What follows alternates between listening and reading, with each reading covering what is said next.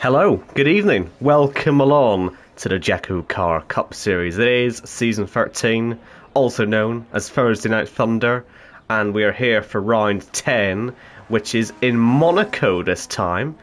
Same coloured flag as Austria, but an entirely different track. And as always, round 10 is the end of the regular season. We will have a regular season champion by the end of this. We will have 10 drivers in both the playoffs and the chase by the end of this. We'll also have our duels champion for the regular season. So plenty to happen tonight. I'm your commentator Owen Wyatt. With me in the background I have got Mr. Jack Ricketts. This should be exciting. Hello, it should be, shouldn't it? Good evening, everybody. The good news to start the evening with, Mr. Wyatt, is that my friend and yours, Corey Dalton, has confirmed his attendance in the chase for the rest of the season. So that's going to be exciting over the next 7 weeks. I'm not sure that the drivers 11th to 19th are too happy about that, but I know it'll be exciting for us and you guys, the viewers. And another thing I need to get off my chest, we are in Monaco, you've already pointed it out. It should be Austria. We've told Shaw and Hall about this, we are not happy. But I do somewhat see the vision of a decider for the regular season here. We've had some classics here in the past. We always mention Season 4, but that was a race that had a lot on the line. That was a round 16 sort of affair, last round before the Championship 5. So I think we're trying to replicate that sort of feeling tonight. And hopefully we'll get something. With Corey Dalton not being here, he was due to be against Jamie Griffiths in his duel. That's the second duel on track at the moment. The first one involves Jack Craig and Leroy Hasselager, but the reason Jamie Griffiths' duel is important, it's now against Jackocar, as you can see. We do have 20 drivers. If Jamie Griffiths wins this duel, he will win the duels standings championship. Every week, drivers are in a duel. If you win your duel by setting a faster time than your duel rival, you get a point. Whoever has the most points at the end of 10 rounds wins 5 playoff points, I believe it is. So as Jack Craig goes fastest, we'll await Leroy Hasselager's time. Deck has 4 points in duels, but he's nowhere near. Jimmy Griffiths is in the lead with 6. He's 1 point ahead of Arnaud, Tony, and Mike. So if any of those three want a chance at catching Jamie, then Jamie has to not win his duel. So let's watch Jamie as he heads around. Jackocar, actually, let's watch him because he's driving the final corner. We'll get a benchmark from him. He's been Mr. Entertainment for the last few weeks, and that's a decent time, 1 minute 12.4. It's a target for Jamie Griffiths to reach, and he's gone very wide at the final corner. He's all over the show. That's not going to beat the time. And that opens things right up then. So Jamie Griffiths, in the final corner, getting it all wrong, he loses his duel to Jackocar, and that means, like I say, Arnaud, Tony, and Michael Okeke can all equal Jamie Griffiths' 6 points as Leroy wins his duel against Jack Craig. Leroy, that's only his 3rd duel win of the season. So I don't actually know what happens in the event of a tie-break. I'm sure... Do you know what? I'm going to ask the question while you say something. You ask the question, Owen. Yeah, well, I'm only going to speculate. And one believes that Gareth... It's going to be Gareth, isn't it? Gareth would have come up with some sort of system to decide a winner in this situation. I would like to think it would be points-based or maybe even best position secured throughout the season in qualifying. It's going to be something like that. I would like to think, but I'm sure we do normally get an answer during qualifying, don't we? If not, we do bring it to you as soon as possible. Well, our league owners are currently in the pits, aren't they? So Gareth is typing to me as we speak, so we will have an answer very shortly. Who's in the next duels? We've got Robin Border, Jordan Lane, Barry Bolton, and Mike Kelterborn, who is a supercharger. Keep saying joker. I did so well at the start of the season never to say it, and I say it every week. It's not a joker anymore. You've gone back to your old ways. I've gone back. It's just because it's what we know it as, isn't it? It'll go to count back based off the highest grid position. Okay, so which yeah, I got doesn't that right then. really help actually Does it? Because if Arnold and Tony both end up on 6 points, unless they're not in the same group. Yeah, they're not in the same group. So if Tony and Arnold both win, they've both been on pole position this season, haven't they? Haven't they? Yeah, but then it would go to most second places, wouldn't it? Oh, we're going to have to get the stats book back out. I don't record qualifying finishes. I do, however, have most poles, like poles accumulated, but not all-time qualifying positions. To apologise.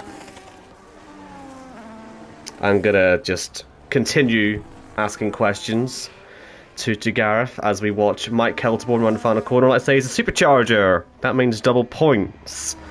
Mike could do with some double points. He's 20 points behind Michael Akeke as he goes third fastest. Michael Akeke is the man in 10th place in the regular season standings. He's the man at risk tonight. Gareth Hall and Sullivan Lewis are 119 and 115 respectively. They're pretty much safe in the top 10. There's 3 playoff places still to be decided. Johannes, Arnaud, Ben Shaw, Jake O'Sullivan, Tony Kirkpatrick, Casper Klein and Chris Waits are all qualified already. Unless then you've got Gareth, Sullivan and Michael currently in those remaining places. It's really going to be from Mike Kelterborn, Barry Baldwin, Pete Knighton, Ben Harrett and Michael Akeke tonight to try and get into those other remaining positions. Jordan has qualified. Where has he gone? He's gone 6th fastest. So let's see where Baza goes next. Oh, Robin's gone 3rd as well, by the way. Sorry. So Robin's beaten Jordan in his duel. Let's find Baza rocking some blue on his car, which is a bit unlike him. That's very... I wonder what his reason is for that livery. I haven't asked him, to be honest, but very different. There was a tweet, Owen. But I only got the notification, I didn't look at it. Normally I look at them and then I can come in now and give you a reason. I didn't do that this week, I do apologise. He's gone slowest anyway. I'll go back to being useless, don't worry. Yes, well, that's going to give Mike Kelterborn a dual victory. Right, we've got a small period of time. Yeah, so Gareth basically says it's all going to go down to count back here, so we're going to have to work out some qualifying statistics here during this session, which is fun. Should have really thought about this beforehand, but oh well, we're not as professional as we once were. Were we ever? I don't think so. Well, we used to have stats on hand. This is the one thing we never thought of. Do you know what? This might all be for nothing, because if Arnaud wins his point and Tony doesn't, or, you know, as long as they both don't win a point, then this becomes not relevant, but knowing our luck, they will. So, yeah, it's all if, ands, or buts. What we can give you are a load of stats, actually, but I feel Gareth's basically given us a massive set of stats. I think we saved some of these and sprinkled them throughout the race, because it's just a massive page of stuff, isn't there? Yes, I mean, it's nice of him to do something for a change, isn't it? Yeah. But yeah, no, thank you very much, Gareth. There's some good stats on there as well. There are, yeah. I think we should definitely use them. Absolutely. I think my favourite stat on there, well, my favourite stats are probably the quali race, sort of, you know, most positions gained, most positions lost, because, I mean, we had last week. I'll give you one of the stats already. Johannes is plus 47 places on his qualifying positions this season. Arnaud is plus 24, and he gained 16 of those last week when he won from last place on the grid. Johannes was the car ahead of him. He gained, 14 to finish in second, where we had, for the first time ever, the bottom 7 on the grid in Brazil, finishing in the top 7, and the back row finishing 1-2. It was just one of those races, wacky races, very entertaining. If you missed it last week, I've just spoiled it, but watch it anyway, because it was an absolute Jackocar classic. As we see Sullivan Lewis coming round to start his lap, and just before he does that, let me just explain as well, when it comes to superchargers for the regular season title, Casper and Tony both run superchargers tonight, which means they could be playing for up to 70 points, whereas the other drivers fighting with them for the regular season title, them being Johannes, who currently leads it, Arnaud, Ben Shaw and Jake O'Sullivan, they can only score up to 35 points, which actually means, Joe, we've got a six-way fight for the regular season title. I don't think we've ever had as many as that in the whole history of the Cup Series, so that's actually quite exciting for a track you can't do much overtaking on. We might need to see some big moves coming out, but yeah, with those two, 5th and 6th in the championship, going for supercharged results tonight, this qualifying is going to be vital, and they're against each other in a duel as well. So I mean, Casper could win that duel, stop Tony Kirkpatrick from winning the duel's title, but also nick the regular season title off him as well. So there's quite a lot resting on that final duel, because the top 4 tonight in the championship are all going to be in a fast 4-way, which is still a fantastically strange name for it. Oh, as we see Sullivan Lewis, he's done the same thing that Jamie Griffith's done, just a little bit more crashy. But it's all losing it through the final corner and costing himself a qualifying lap where, you know, if everything goes completely against him, he could find himself out of the playoffs. So a crash like that is absolutely suboptimal. He's against Ben Harrett in his duel, so all Ben Harrett has to do here is finish his lap, which he's about to start now, and he will get himself into, get himself a point. And where would that put him in the overall standings? It just doesn't matter, does it? He's too far down. He's actually only got 2 points this season, Ben Harrett, so he'll pick up a third for the duels. Owen Wyatt. Yes. You know you like a stat whilst there's a slight pause in entertainment here. This is race 218. Can you guess who won race 118? Season 8. Jake O'Sullivan? No, he won the one after that.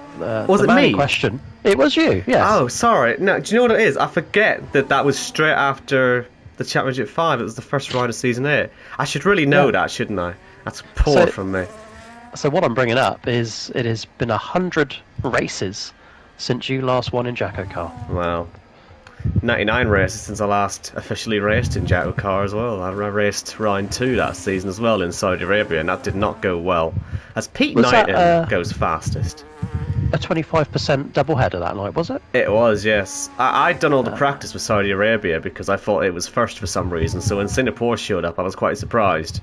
But I won anyway. But it was a bit of I think it surprised all of us. I think it got swapped at the last minute. Did you not race again? You must have done, because I don't think... I'm looking at Portugal Season 9, which Arnold won. Oh no, didn't Gareth won a Portugal race? Perhaps we both actually were in that one, because I think I was at the back all day. I might have gotten taken out because I was on driver comms that day. It was like the 4 of us on driver comms actually. You're right, we were in that race, all of us, and it was a 4-way commentary. Yeah, Season 8, race 125. Gareth Hall won it. You were definitely in that because you caused havoc, didn't you? Well, yeah, I might have done. Oh, my memory's starting to go. Oh dear. Right, back on topic. Pete Knighton's fastest here. Pete Knighton is fastest. Pete Knighton just is for the fastest. record, why not? It's 209 races if you were going to ask, and you definitely were. It's 209. Would it be 210 if he doesn't win from pole? Yeah, Yeah, absolutely. Unbelievable. Michael Leclerc went third, so he lost that duel, so that knocks him out of the chance of winning. But in fairness, he wasn't going to win anyway because he was behind Arnaud and Tony. In fact, on the official standings that I've got in front of me, Arnaud is listed ahead of Tony Kirkpatrick on the dual standings. So as far as I can tell, that means they've already done the count back. So actually, as long as Arnaud wins his dual point, he wins the whole thing. So, Jesus, why didn't I bother looking at the official standings? That's poor of me, that. Right, so Michael Akeke will probably finish somewhere in the top 5, which is pretty impressive for him for his qualifying duels. And P3 only have second off pole position. He's having a good regular season. If he can finish anywhere near that tonight, he'll be in the playoffs. So, massive excitement for him. As Tony sets a 1 minute 9.8. So, Casper's got to beat that. Casper absolutely has to beat that, and he's gone early, has Tony, with that. He's not wasted any time whatsoever setting that lap time. Owen, did you see there was another graphic come out of a percentage of making it into the playoffs. You know, KK was at like 52% or something like that, which is an incredible effort from him, because he's not been anywhere near since season 2. You know, unless he had of course got that win at Silverstone, but we'd never mention that. But on pure regular season performance, he has not made the playoffs since season 2. That is impressive, actually, because he's always been, thereabouts. He got into both those playoffs by winning races, didn't he, as well? Which is almost even more bizarre. As I'm watching on board with Casper Klein here, by the way, this is a massively important lap. Let's say not only is this deciding whether Tony gets a dual point, but these are the two supercharged drivers at the front of the championship battling against each other for what's probably going to be a top 6 start. So 1 minute 9.8 to beat. Casper's had a decent lap. This is going to be close, you know. Casper does beat Tony, so Tony cannot win the Duels Championship. It's all down to Arnaud. Can he stop Jimmy Griffiths from winning the Duels Championship? I think for Jimmy Griffiths' sake, it'd be nice to say he's got some sort of championship in this league. So we'll see how Arnaud gets on. But that was the big sort of blockbuster duel there. Casper versus Tony. Chris Waits against Gareth was very close. It was only 2/10 in it, but Chris Waits came out on top. But here we go. Top 4 in the championship, all against each other in a fast 4-way. Johannes, the championship leader. I don't think many people would have expected that coming into tonight, but he's had a very good run for the last couple of races. He won in Hungary, obviously finished 2nd place last time out in Brazil, has a little twitch through the final corner. He's going to be nowhere near pole position, but he's got a 2-second buffer to fit into behind Tony, which he does comfortably. There's a lot of room here for the rest of these guys to fit in. And the driver furthest ahead in his lap is Arnaud. I think it makes most sense, Jacko, to follow him, because if he wins this and gets onto what will probably have to be pole position, he'll win the Duels title as well.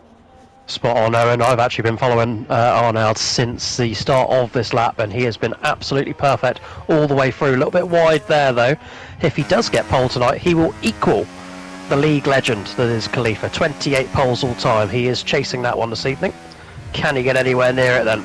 Just a couple more corners to go for the big Belgian. Lots of yellow flags out trying to distract him, but he has managed to keep it absolutely spot on. I don't know if it's going to be any good. Casper's 109.3 to beat. Can he do it? Oh, now to grief. He goes P3. I tell you what, it's Superchargers 1-2 at the minute. Here comes Jake O'Sullivan, and he's going to be nowhere near as well. So, if Ben Shaw, who's an expert around here, but he's gone very wide at the Rascas. I was going to say, if Ben Shaw can get up there, it'll deny Arnaud, but he's made that mistake at Rascas. He only goes 5th fastest, so that means it's Supercharger pole for Casper. It's Supercharger front row for Tony, and it's the Duels Championship sealed and delivered for Arnaud. He wins it on count back.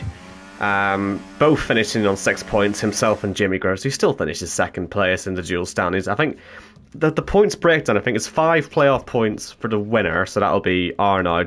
3 playoff points for the one in 2nd, and that's Jamie. And then 1 playoff point for, it would be Tony in 3rd.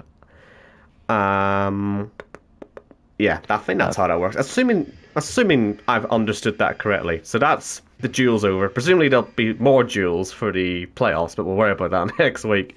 It's Casper, Tony, Arnaud, Jake, Ben Shaw, and Johannes. The top 6. It's the top 6 we wanted. The Superchargers are in position. Will we get our first Supercharger victory tonight? It was going to happen at any point. Well, it kind of has to be tonight, because there's no other opportunities to have Supercharge wins, because they've all run out now. Presumably there'll be some other gimmick for the second half of the season, but as far as regular season Superchargers, this is the last chance to get a winner. Yep. And have we had one yet? Mm-mm. We have. No, we have not. Not yet. Well, on that bit of disappointment, let me run you through the previous race winners around Monaco. Season 1, I'll tell you what, have a guess, Owen. Who won it in Season 1? Oh, no. I don't know. Arnaud de Grief. Ah. Season 3 was Khalifa. Yes. Season 4, Kyle Smith.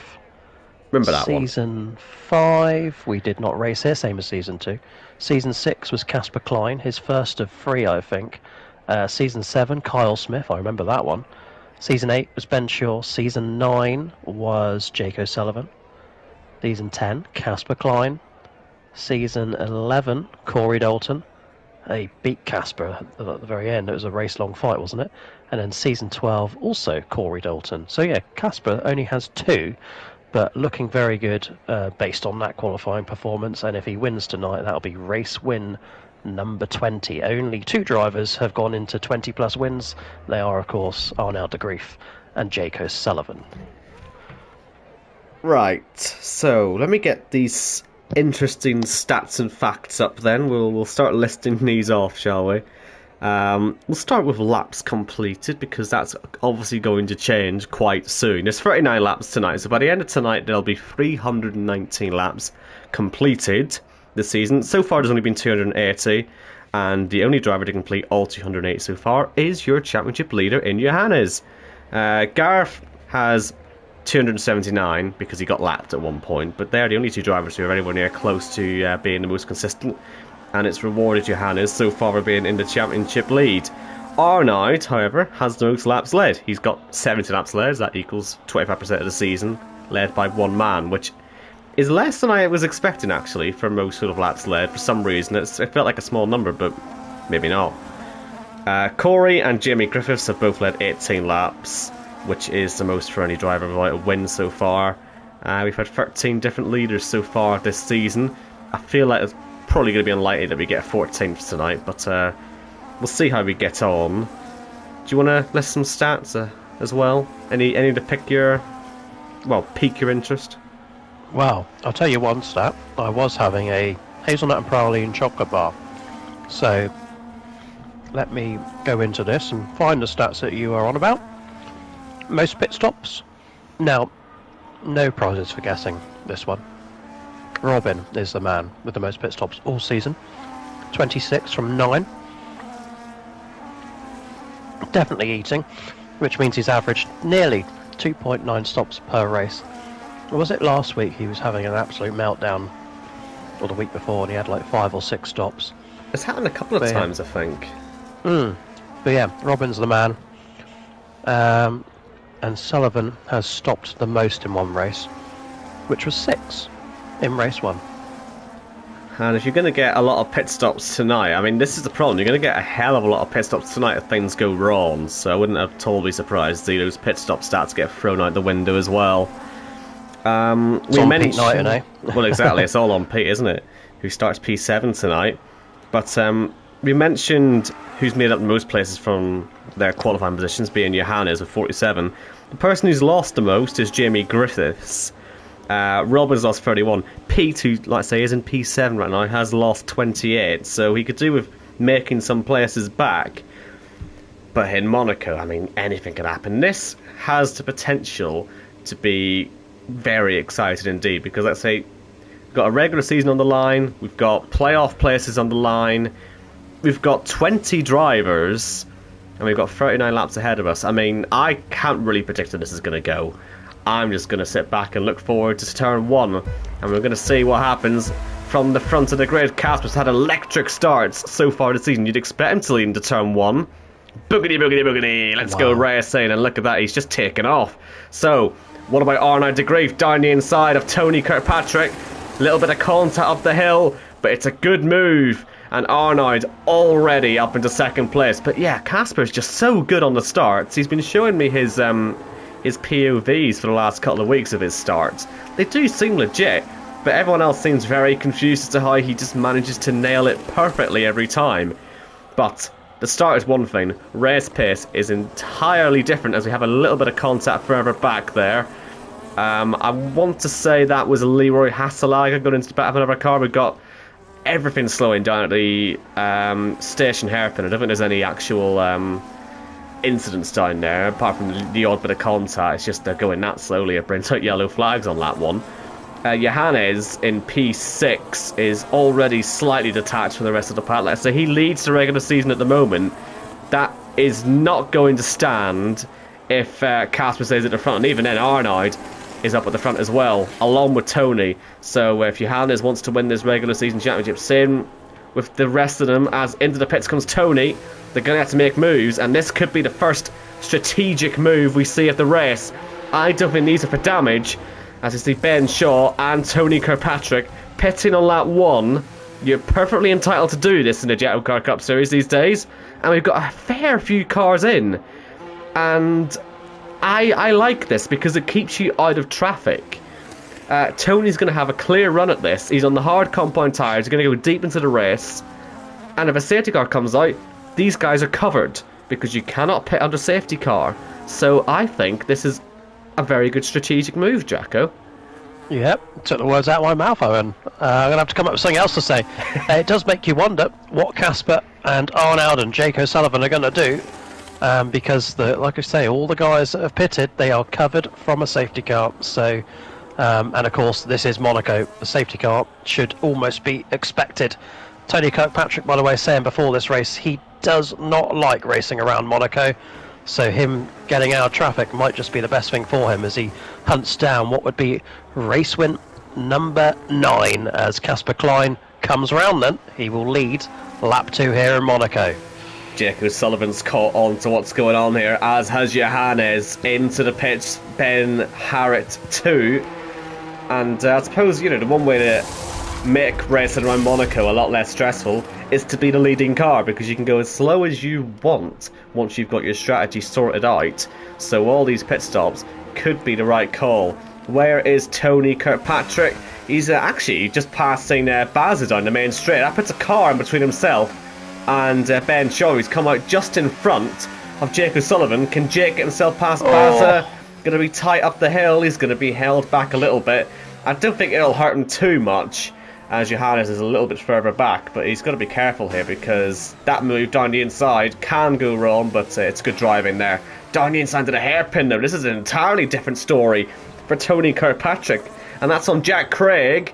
That's a bold move, but he's got it done, and the man who still appears to be running the Racing Point colours is he's having a very good race so far. I reckon he should keep that livery, it looks quite nice. As Ben Shaw had a real moment there through the tunnel, nearly coming together with Jack, who's had to cut across the chicane. Look at, oh, we've had Bazza into the wall, have we? I didn't quite see it happen. We've gone to virtual safety car. That's all happened in the chicane, so I wonder if... Casper and Arnold missed it as well, and they're still out there. They're so lucky it's not a safety car. So I wonder if that was Bazza just being shuffled out of the way there, but... I tell you what, Jake was all over the back of, what's his face? What do you call him? Ben Shaw, and he nearly passed him when that VSC came out. How much is this going to cost these guys? As we have another retirement as well for Jack Craig.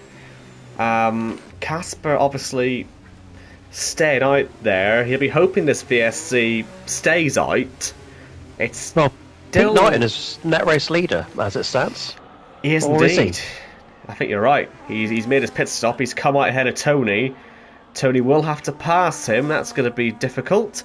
Mike Kelterborn, Supercharger this evening, speeding under the VSC. We've gone back to green flag racing.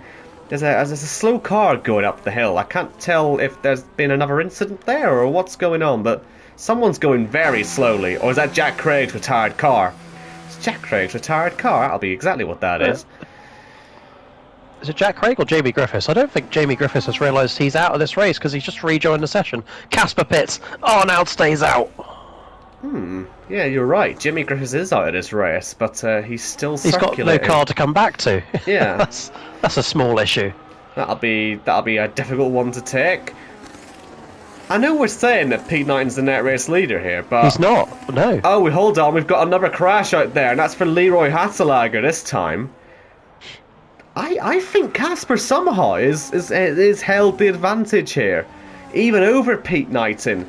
He will have warmer tyres, but that doesn't really mean much, does it? As he comes up the hill. And, yeah, Casper's managed to stay ahead. Arnold needs to pit this time by because there's so much carnage all over the place. 4 cars in 4.5 laps have lost their way. My God, look at that as he goes past Jamie Griffith's car, which for some reason is still circulating. It should have pulled off by this point. Is that car just going to keep going? What is going on there? It's like he's still controlling it. It's bizarre. I think it's finally come to a stop now. But it was taking the... There you go. Yeah, it has stopped. What a bizarre situation that is. Now it's Arnold stays out again. I'm not sure he's doing the right thing here, Arnold. I mean, he's done this 2 or 3 times this season already. I mean, Kota was probably the most egregious example where he stayed out far too long and cost himself the race win. But, I mean, the gap to Casper is already coming down. And he'll be aware that it's Casper, not Pete Knighton behind him. He'll have been hoping it'll be Pete Knighton, probably, so he can gain a little bit of time. But, no, it's Casper. He's got a clear track ahead of him. This is a bit of a tactical cock-up, really. And yeah. Pete, by the way, in P3, Pete needs this, because if he can finish here, this will put him into the playoffs, I believe. Well, like I say, we'll do the mathematics at the end of the race, because, yeah, my brain's just... There's too many drivers to worry about here, so we'll do the maths at the end, but if Pete finishes third, I'm pretty sure that'll do enough for him. Saying that, with Michael Okeke sat in P7, maybe not. So, yeah, we'll worry about this at the checkered flag, but it's all about that last playoff spot. With Gareth Hall sat there in P8, I think he's doing fine. Risky, possibly in a little bit of trouble in P12, but we'll see how it all pans out. Everyone has made their first mandatory pit stop, apart from the race leader, who stays out again. Arnold de Grief, what's the plan here? Well, he loves a rest, doesn't he? Sometimes it pays off, other times he loses race wins out of it. And is Monaco the place where you want to take that kind of risk? Does he want to win the regular season championship? Is he just here for fun? He knows he's locked into the playoffs. I think he'll be more interested in a second title, but on the basis of things, I don't understand the decision making. Casper has found 2 seconds on him already. Yellow flags. Robin Boulder out of this race. That's a VSC again. This is really the chance to pit now for R&R, isn't it? Interestingly, just before that happened, Pete Knighton, bit of team play, let Tony Kirkpatrick through. That was definitely a yield on the main straight, and Arnold was having a horrible lap as well. He'd got turn 1 all completely sideways, and yeah, he was having a terrible race. We've got second mandatory pit stops going on here, by the way. Keep your eyes on this, because we've got Ben Shaw. Ben Shaw. Sorry, I was just he's done his second mandatory stop. I was taking the words out of your mouth this time. Yeah. Oh wow! I was more looking at Gareth Hall actually as well. But okay, I didn't even realise that. Sullivan Lewis, Jordan. I'm looking more Jordan and yes, as you say, Ben Shaw, because these two can go to the end of the race. On our pits. Arnold does pit. That's a good spot. That I had not seen. Thank you, Ben Shaw. So I'm glad you said that. Otherwise, I would have been well confused. But, I did say good. Yeah. But as Arnold comes out of the pits, it's not going to be the lead. Is it going to be second place? I think so. You'd imagine, because he gets to cut turn 1 as well. He should be okay. But again, sliding out of the pits, he's not making it easy for himself. And he's 4.5 seconds away from Casper. So we're 5 cars down. We've only had VSCs for these incidents. I'm quite surprised, really. But we keep going. We stay green for now. Here's Ben Shaw on the back of Jackocar up the hill. So if this was a cricket match, and they've touched and into the wall. Yep. Try that again later on, mate. If this were a cricket match and you were bowling, it's a good score, isn't it? 5 for 8 so far. There's one for the cricket fans. We've never done a cricket joke. No. Well, do you know what? There's a reason for it. We'll have plenty more opportunities as we head into the cricket season. So, yep. Look at that. The good weather comes out for only a couple of days and he's straight into cricket mode. I don't even like cricket. Wow. I don't mind it, actually. I know how the scores work. Yeah. The score I'm interested in. The score I'm interested in is obviously 3 lap near tyres. Can Arnold close in on the race leader? I mean, is he just trying to play it safe at the moment, Arnold, do you think? Just get to the end of the race. Obviously, he does want to win the regular season. I know you asked it early on, but there's nothing... Why would you not want to win it? because you're in the playoffs regardless. So I really would love to know what his plan is. You know, a bit of a tire offset can help, but 3 laps isn't really much. Felt like more, to be honest, but that's just what happens when you hand out to dry at the front. Arnaud has won 2 regular season championships before, coming in season 1 and 4. Season 1, he was cursed. Season 4 was that horrible race in Texas, wasn't it? So maybe being a regular season championship does still carry somewhat of a curse. Who was the first man to overcome it? Jake O'Sullivan, season 7. Yeah, he also managed to win from the chase as well, didn't he, in season 5, Jake O'Sullivan? So he's the man to break all your curses. At the minute, he's got the curse of Pete Knighton to deal with, but the problem is he doesn't seem to have much pace, and actually it's more like Johannes chasing him as they head through turn 1. Every time I watch these drivers go through turn 1, they're sideways every time. I don't know how they're getting through as we lose Arnaud, so there's your answer. He's binned it, and that's another VSC. So we're getting no safety cars this evening by the looks of it. They just don't seem to be coming out. As Arnaud puts it into the same wall, I believe, he put it into when he crashed in season 4, except this time it takes him completely out of the race. He'd had a moment there a few laps ago, and it's caught him out again. That puts our superchargers 1-2 again. So as things stand, I think Casper would be winning the regular season title. Pete Knighton back into the podium places, but I'm just so confused as to why we aren't getting safety cars for these incidents. It's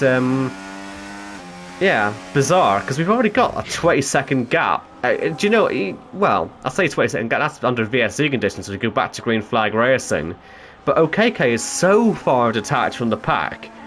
You know, you've got the top 5 race, and then it's basically everyone else.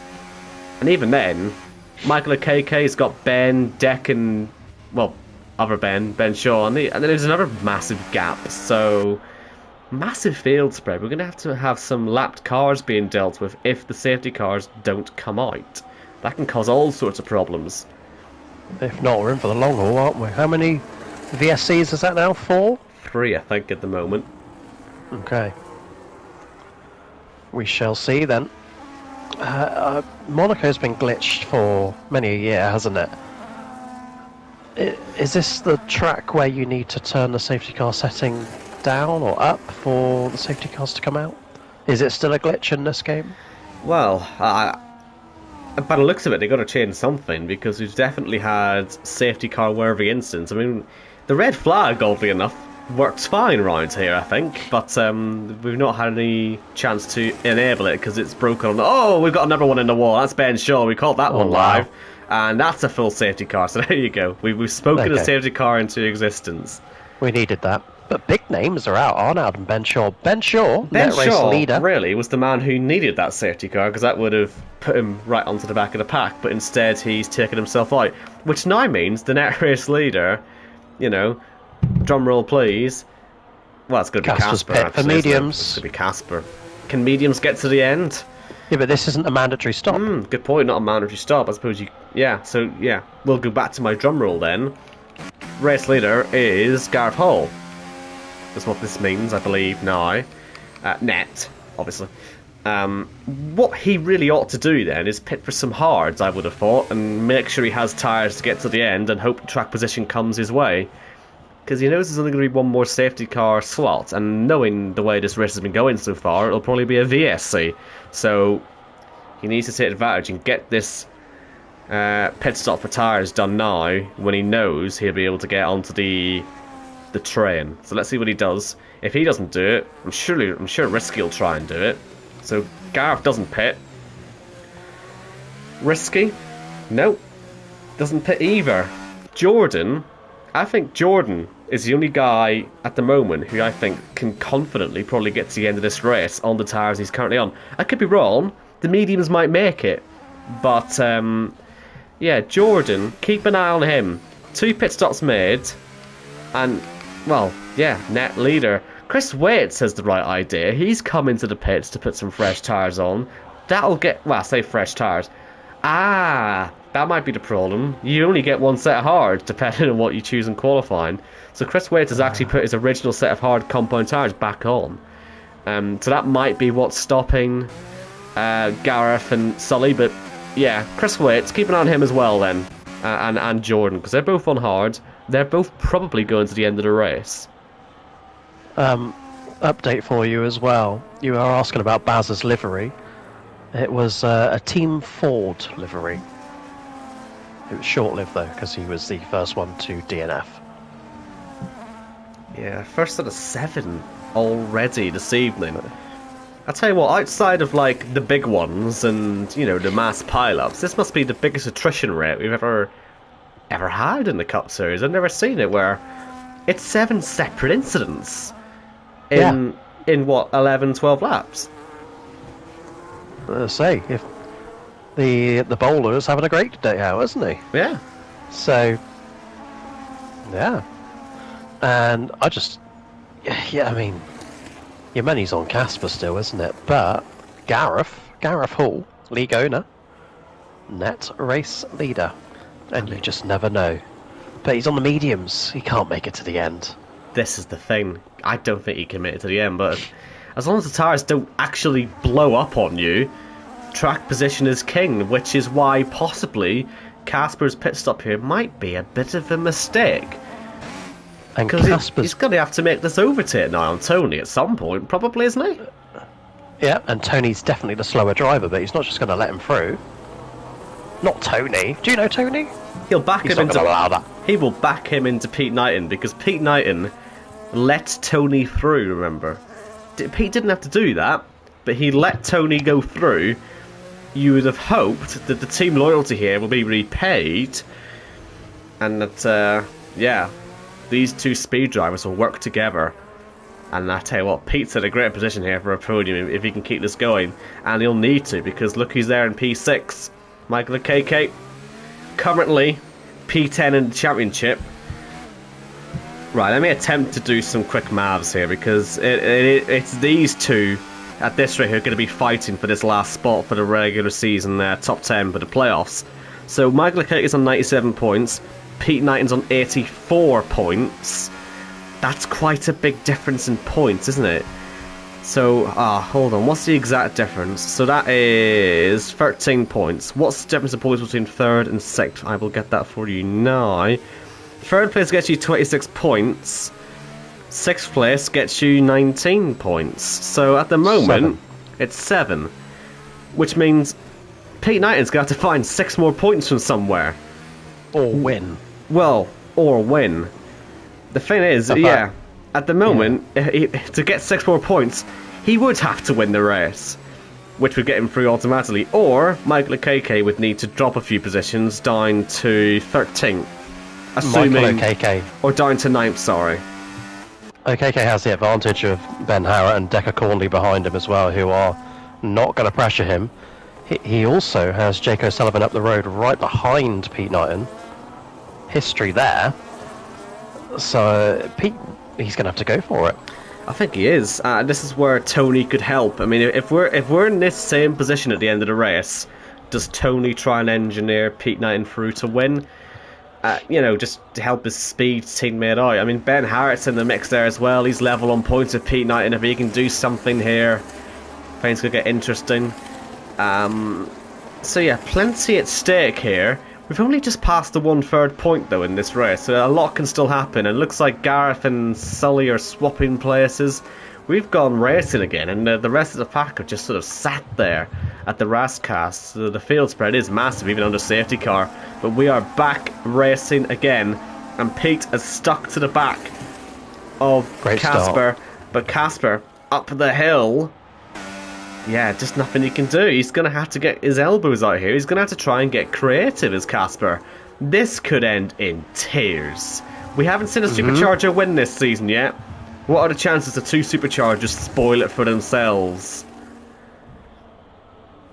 Well, what's the situation as well? If these two crash out, Arnaud's out. Johannes who's that leave? Johannes, the Jake, leader. And Ben Shaw's out as well. Here So we it's go. those two, isn't it? Well, there's the Arnaud, move. wow. I say Arnaud? Casper Klein, sorry, what a move. Ah, that's a disappointment. I thought Tony might have been able to do a bit more there. That probably seals it, because I would have thought Casper will just disappear now. Of course, nothing stops him just finding a wall, as our net race leader on strategy has crashed and picked up a 10-second penalty. You know, so he's got half front wing as Gareth Hall. He's got 10-second penalty. That's not going well. Tony now Tony's pits, by the way. into the pits. Undercut is what this will be, but I don't know how effective it's going to be, considering the man in the lead of this race is effectively on brand new tyres anyway. Although saying that, this is of course a mandatory stop. If we get a safety car or whatever, then that would change things, but only one more safety car slot left in this race, I think. So yeah, long way to go to the end, but he's behind Chris Waits, he's behind Jordan, who can go to the end as well. So I mean, that tells you how that strategy is working for Jordan in particular. So I mean, again, just keep around him. Tony's thinking for himself, isn't he? He's got no interest in racing in the pack this evening. 2 early stops, obviously lap 1, and then the first lap after the safety car. He just wants to get this race over with, you can tell. But it'll probably work out for him, because there's been, what's it, 7 separate incidents, as you say. Just checking the points. It's 10 points is the... Oh no, sorry. It's 11 points the gap between Johannes and Jake O'Sullivan in the regular season standings. But Casper is currently 29 points away. So a win wins him this championship. Oh! So, MK Bomb round on the straight. Jeez, I tell you what, Tony nearly hit him. Wow. I saw that. Did you see that? I did see that. Wow. But yeah, essentially looking at the points, Casper's doing everything he needs to do here to win this regular season. Jake needs to be ahead of Johannes, and by some way, if he wants to win it. Although saying that, I mean, Mike Elterborn ahead of Johannes here. That's going to help slow Johannes down a little bit as he goes up the inside of his fellow German. Made that one look easy. I think possibly boiling hot tyres and then some for Mike Elterborn won't be helping his case there, but still an easy enough move for Johannes. He got blocked a little bit in the first sector, but it won't be too bad. Casper is about 5 seconds a lot quicker on these new tyres, by the way, than Pete Knighton, so he's very quickly building himself a good buffer to pit with. As into the pits comes Pete Knighton again. He's racing for his spot in the playoffs. That's what's important to him at the moment. He's, like I say, good race. Currently -10. Doesn't need to do a massive amount. It says -10. That's incorrect. That graphic. So ignore me. That's -10 to the car ahead. It's -13 overall. So the graphic is correct. I'm just blind. But out of the pits he comes. Tony obviously gone. Johannes, despite being held up a little bit, has done the undercut. That might cause Pete some problems. We'll see. Because I'd say, well, actually, it doesn't really matter, actually, because KK's not got much pace anyway. But look at Tony in the background of that shot, getting himself past Chris Waits, who had absolutely no interest in defending that one. And Tony's now behind the net race leader in Jordan. If he can get this done, he's, well, inerted himself. Look at Jackocar, just slowing the whole pack down. Here comes Sully, and Tony's got ahead of Jordan as well. Easy. It's all speed drivers. This is so frustrating to be a part of if you're behind deck. But it's entertaining for us, but when you're driving around here, that is not enjoyable in the slightest. Oh. Yellow flags. Ben Harrett's out. Lost Ben Harrett. We've got another VSC. Casper's in the pits as well. He is in the pits. Perfectly timed. And the rest of them are going to pit as well. Sully's got a bit of front wing damage hitting the back of deck, who this has worked out brilliantly for, actually. Michael and KK as well will be enjoying this. Don't know why he's been held for so long. He sort of forgot to leave the pits himself, I think. But Michael then will probably only be 2 cars, maybe 3 cars behind Pete Knighton still, but these guys pitting ahead of Pete has cost him a little bit of time, so we'll work out where we're at as we go green again. We should be green to the end of the race now. We're just past the halfway point. Obviously Casper 10 seconds ahead of Tony. Let's say he needs to put it in the wall really to stop himself winning this race, and that's not going to happen, I don't think. He's too good for that, isn't he? He knows what he's doing, especially around here. But Jordan still up there in the net. What would be third place? It's not bad, is it? Where would that actually put him? He needs to win. Actually, he's too many points behind. So he ignored the fault I was about to make. Ben Howard obviously crashing out. He's out of contention to get into the playoffs now. He was the closest man to Michael Akeke. But as Michael's it's P10 and Pete Knighton and P7, I think that still looks pretty good for Michael. Assuming that Mike Kelterborn doesn't do anything special. He's up in P8, so he's not going to do anything either. It's all pretty under control by the looks of it. You said it now, at the halfway point. Well, the problem is there's only 12 cars left, so yeah, the only dramas that could occur are DNFs at this point because everyone's put it in the wall. I tell you what, not to be that guy, but kind of miss Austria a little bit at the moment, because the problem with this is that, yeah, because the safety cars aren't working, we've just got that field spread again, and there's not even any lapped cars left to ruin things, is there? Owen, I am that guy. That's why Austria was the regular season decider. It has been for years, 6 years. 6 beautiful years. You know, some things you shouldn't tamper with. Qualifying and round 10 is 2 of those. I am sorry, Hall and Shaw. Monaco certainly has its place on the calendar, but it's not round 10. Here comes Casper on the back of Jake. Jake will do everything he can to stay ahead. He doesn't like letting anyone through. He's obviously on a different strategy, and let's say there'll be no more safety cars to help him out. As Jordan abandons his strategy, he got done by Chris Waits and Johannes on that last lap. So I guess he's felt the new tyres are more useful to him. But Casper, being stuck behind Jake here, is letting Tony catch up a little bit, as Johannes remains stuck behind Chris Waits.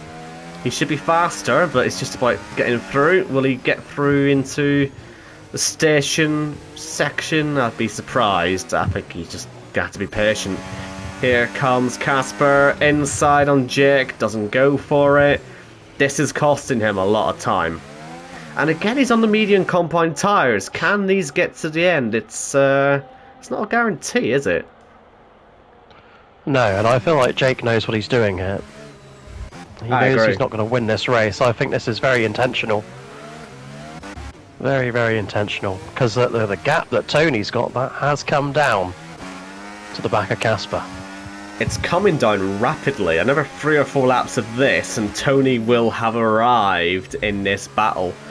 As Jake climbs the hill, he's on 19 lap old hard, so I mean, for God's sake, he's only doing himself every harm. time, isn't it? But Tony goes and does himself harm by getting a penalty, which means that, yeah, that takes a sting out of it just completely, doesn't it? Because now Tony has to pass and make 3 seconds. Good luck with that. That's not going to happen. As P9 moves back up into P5. He's now got 4 cars between himself and Michael Akeke. It'll, let us say, come down to the Maz in the end. But, I mean, to be fair, he's doing the undercut on Jake as well here. So he'll probably end up back in 4th. Really, he needs to be getting on the back of Johannes now and trying to challenge him. Or hope that something goes drastically wrong at the front.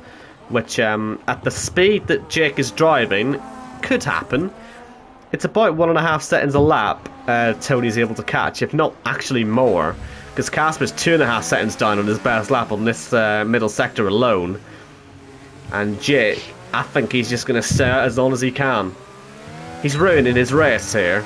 But he knows the only way to win a regular season title is for all of his rivals effectively to be out of the race. Sounds a bit crude, but that's sort of the fact at the minute. He won't be mad about that either. There goes Casper. Oh, he's trying it. Oh, there's not enough road there, Casper. Well he's judged. So close. That was well judged, though, not to have an airplane crash, and he has had one this season, has Casper, so he knows what it's like. As we have Mike into the pits there. He was with Jackocar, who's making life a bit difficult for Michael Akeke and for Sullivan Lewis. Could be contact here. But Deck's been oddly nice and let those two go through. So that, again, protects Michael Akeke's position. I mean, if he finishes P7 here, he'll be more than delighted with that. But he's got a much faster Sullivan Lewis behind him. Let's not worry about those guys for now, though, because, well, in the same camera shot, you can just about see Tony Kirkpatrick cruising into view. This should be interesting, because Jake is going to stay out. I mean, how long does he stay out for now? That's the next question I'm going to ask, because, I mean, what stops him staying out for the next 5 laps? Is he trying to make something happen? Because, up the hill, side by side again. Well, if he's going to make anything happen, it's got to be now. Up the inside, he'll try and defend, but he got it all wrong through turn 1 there to Jake, and he's gone and he's just gone and teased us the whole way up there. He's let Tony catch and then made the mistake. Unbelievable. Unbelievable. I know, right? Unacceptable, actually, is the word I'm going to change that to. That's unacceptable. You can't do that. I was going to say, does he make Tony's life hard now, or does he let him go at the earliest opportunity? Which would be here. He is a thief of joy. He always has been. And he always will be. I do. Well. Oh well. Right, let's go back to the midfield then. Michael Akeke holding back. Sullivan Lewis, Jackocar, and Jordan, let's say. Michael doing enough at the moment. Oh, voice is nearly gone. He's doing enough at the moment to get himself through into the playoffs. Hello. We've had Gareth Hall into the wall.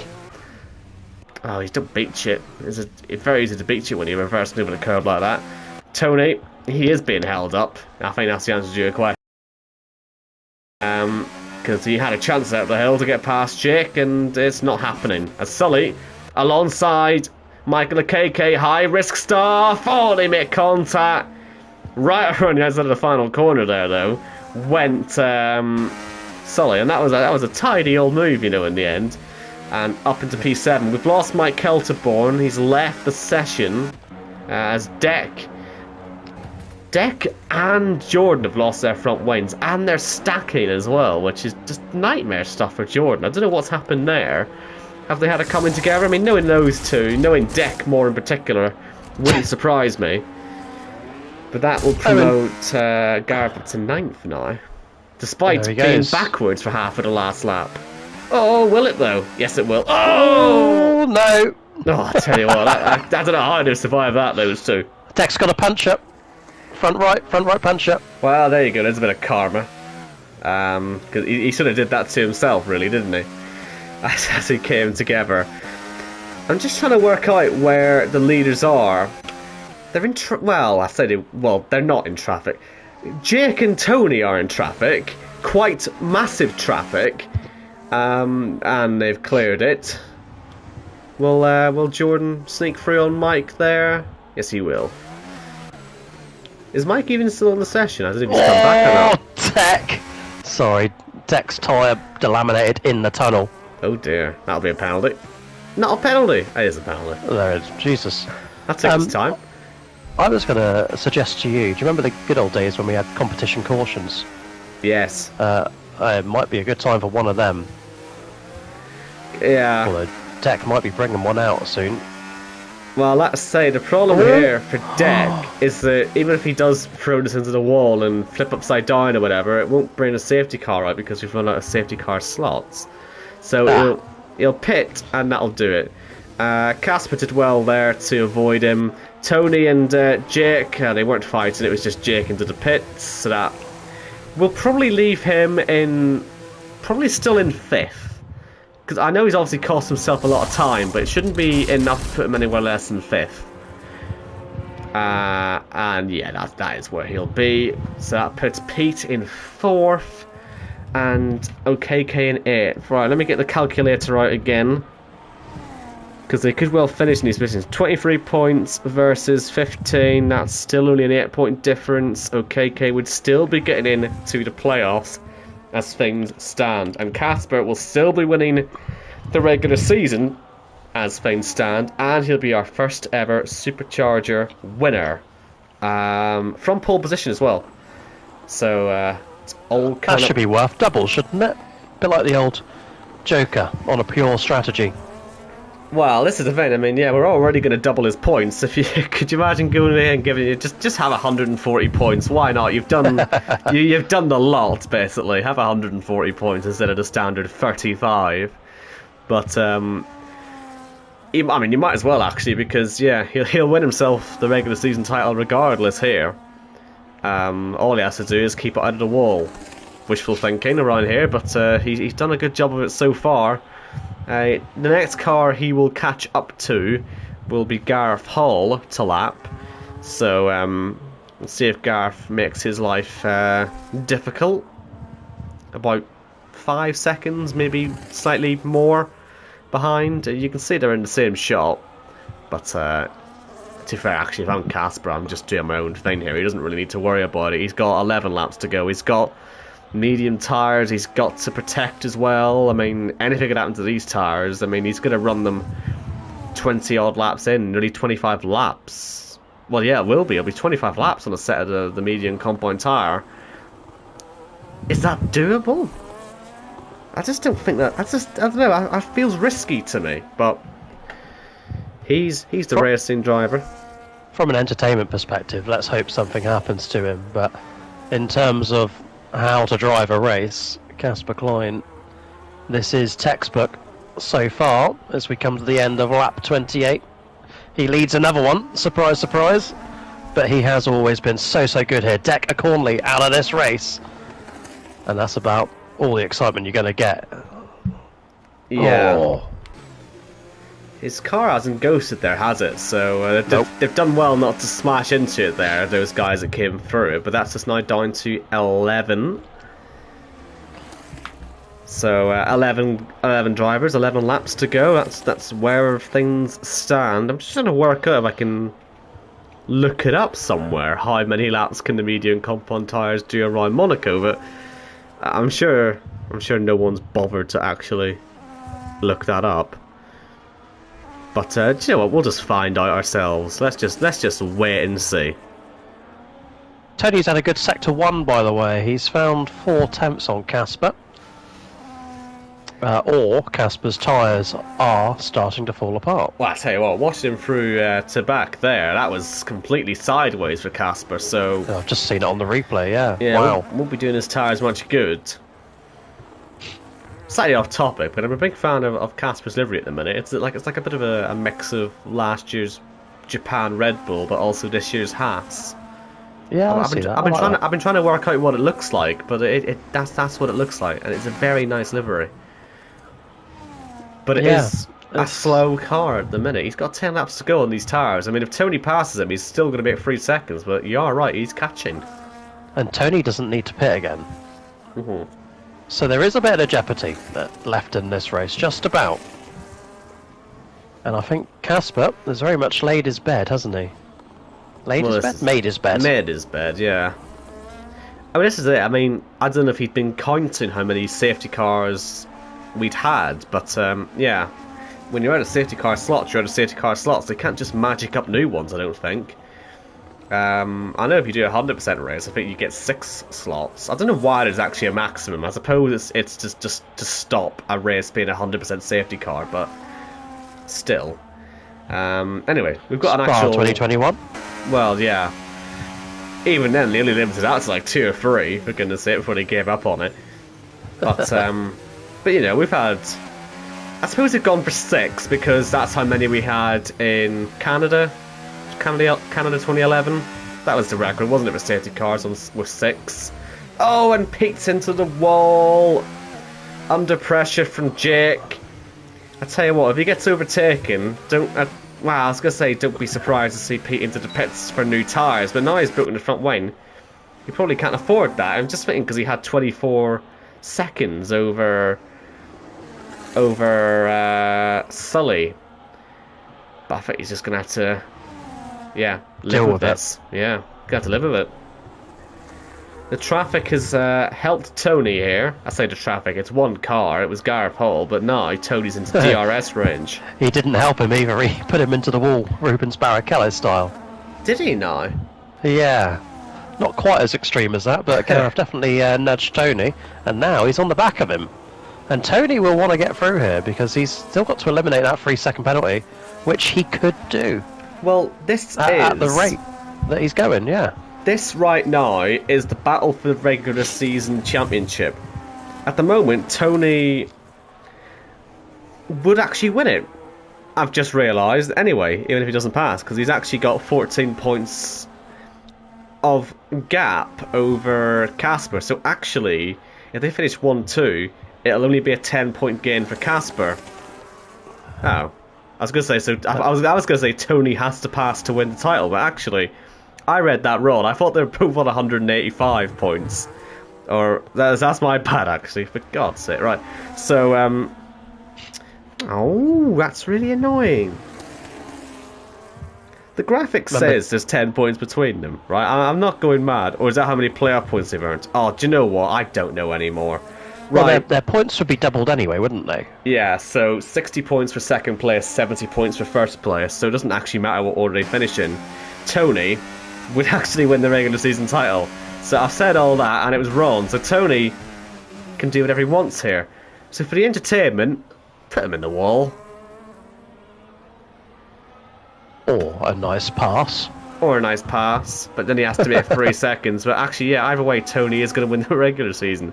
Apologies for that. I've just, yeah, I've had a complete... So sideways. Complete mind melter there for myself. But yeah, Casper's tyres are... cooked. They're completely... This is a real problem for him. Pete, by the way, he did let Jake go. He's lost nearly 7 seconds to him. He's crawling right now. He needs to be careful he doesn't collapse here and lose this top 5. Mind you, Michael Akeke, he's gone for new mediums. He's doing everything that he needs to do. He's going to finish P7 here as long as he stays in the race, and that will put him into the playoffs. For, as you say, Jacko, the first time... Well...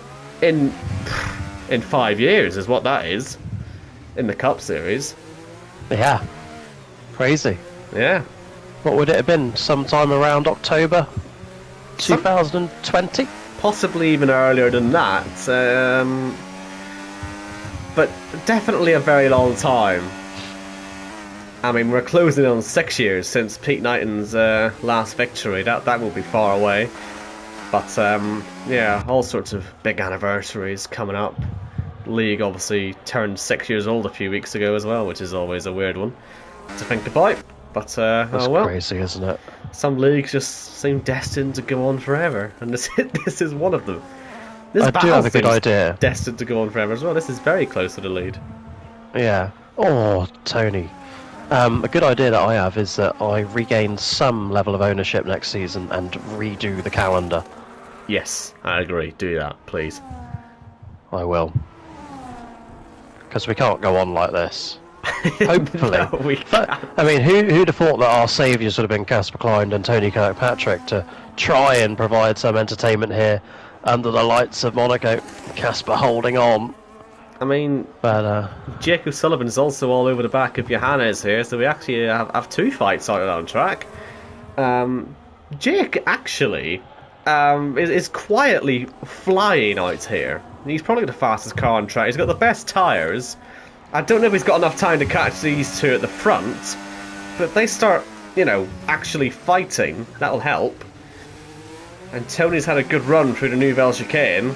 But I just don't think it's worth going for the move into the back, is it? That'll be a plane crash. How on earth is Casper keeping this in a straight line? These tyres must be ruined. Look at him. And the problem is, how he's driving every corner, this is going to be wrecking the tyres more and more and more. Pushing him through the final corner is Tony. And then onto the DRS, and it's just wheel spin city for the pair of them. Tony closing. But yeah, just not able to do anything. Up the hill, there's another opportunity. He's got ERS, he's got momentum. Round the outside, that's a brave one. He'll make it stick. Now he's going to make the 3 seconds.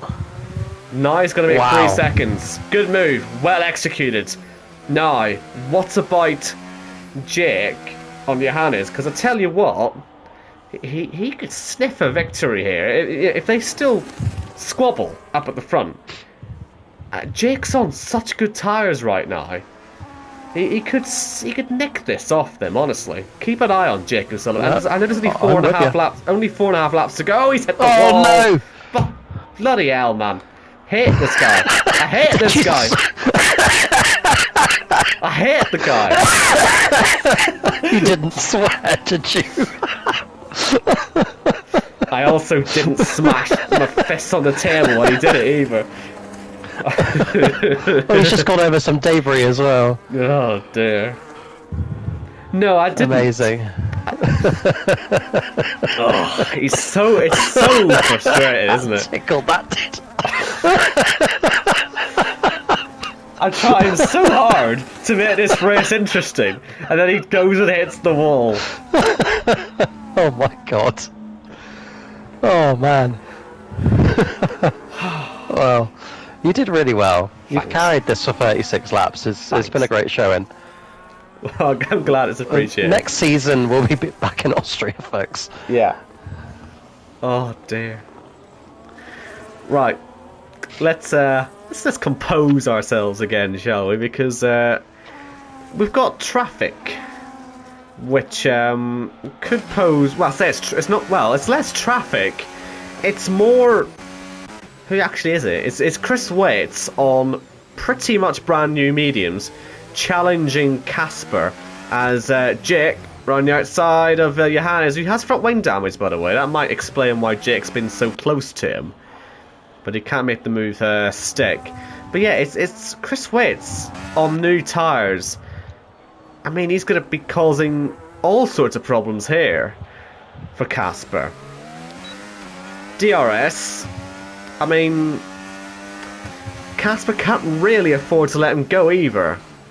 But he keeps hitting the wall. He's already broke the front wing once on that last lap as Chris Waits. He wants to be careful not to do it again. But can he have a go here at unlapping himself? Nothing stops him doing it. Tony's got a few cars ahead of him as well, but I believe they're also on new tyres, so he shouldn't really catch them. But he hasn't made 3 seconds yet on Casper. He's got to do that at some point.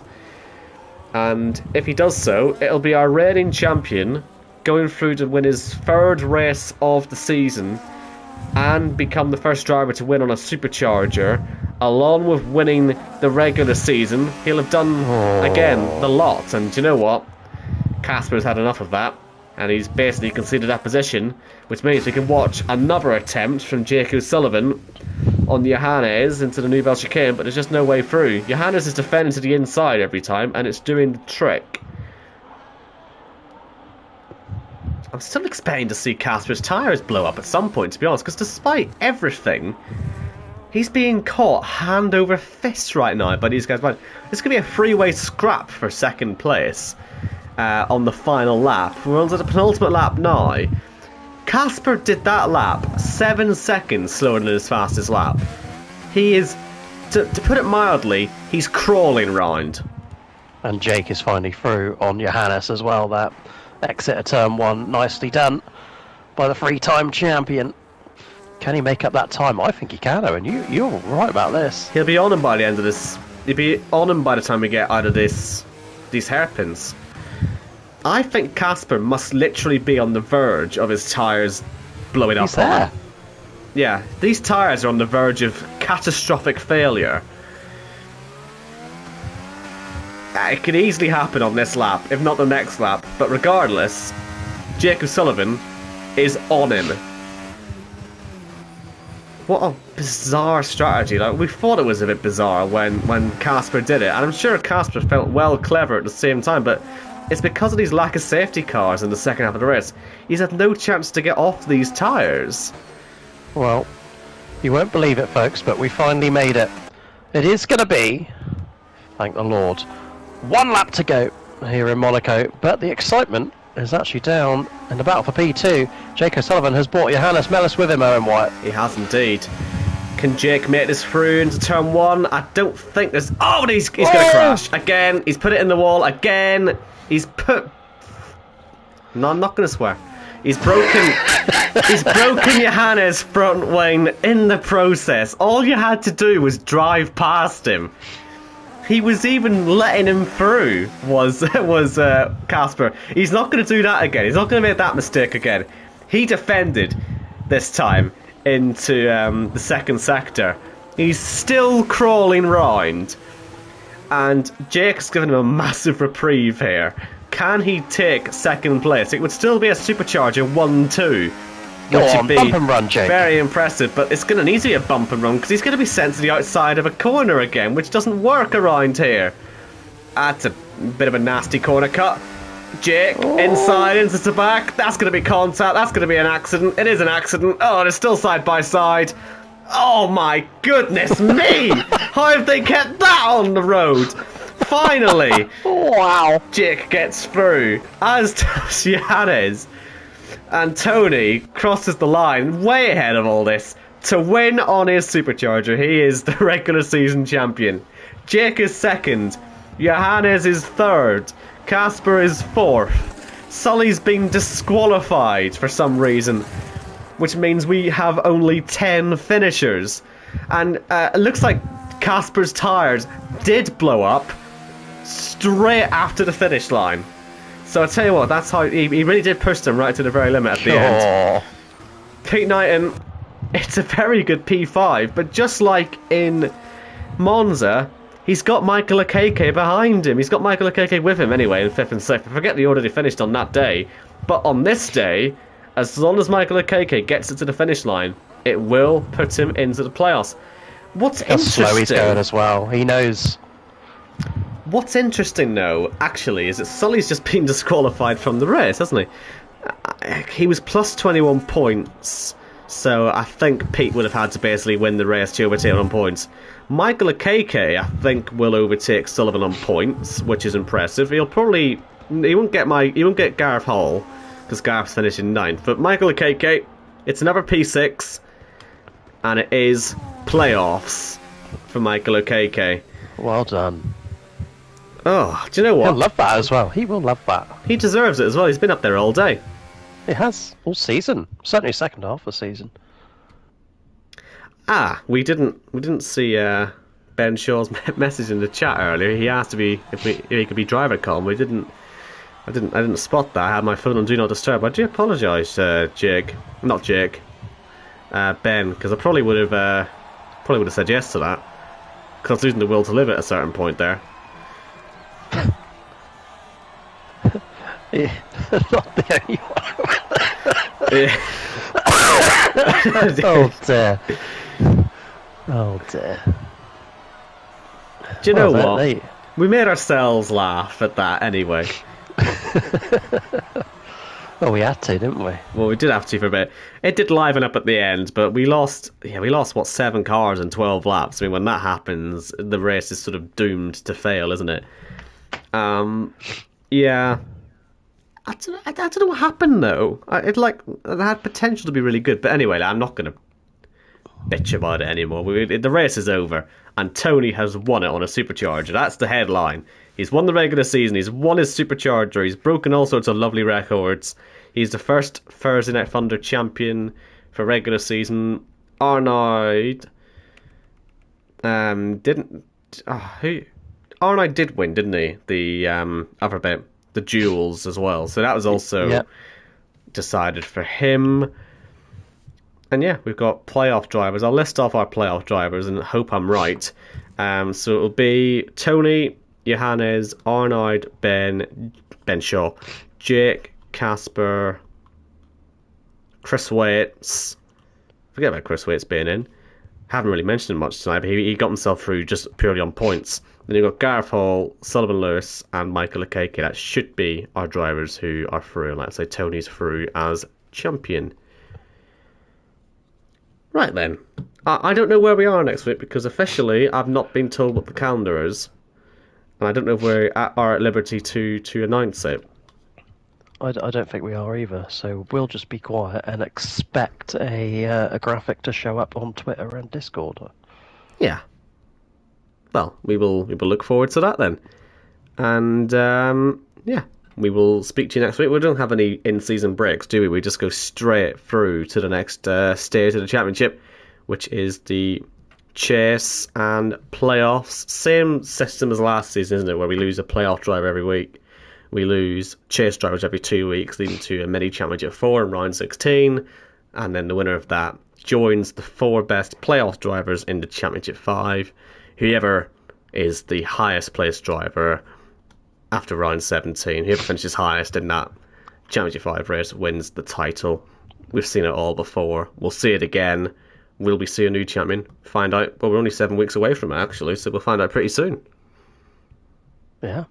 Buzzing. Can't wait. Get it over with. Yeah. Right. I'm going to end the stream now. Hopefully I don't get fired. Right, we're in a position of power. They can't do it about us. It's fine. Right, thank you all for watching. Hope you enjoyed, and we will see you next week. Safe travels.